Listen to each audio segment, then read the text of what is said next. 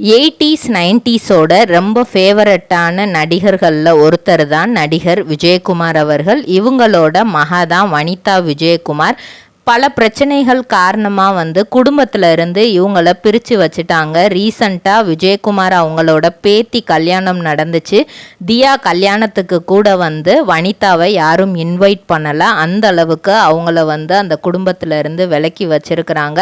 Vanitha Peter பால் அப்படிங்கிறவங்கள 3வது திருமணம் செஞ்சுக்கிட்டாங்க. சில கருத்து வேறுபாடு காரணமாக அந்த திருமணமும் முடிவுக்கு வந்துச்சு. அதுக்கப்புறம் பீட்டர் பால் கொஞ்ச நாள்லேயே உடல் சரியில்லாமல் இறந்து போயிட்டாரு.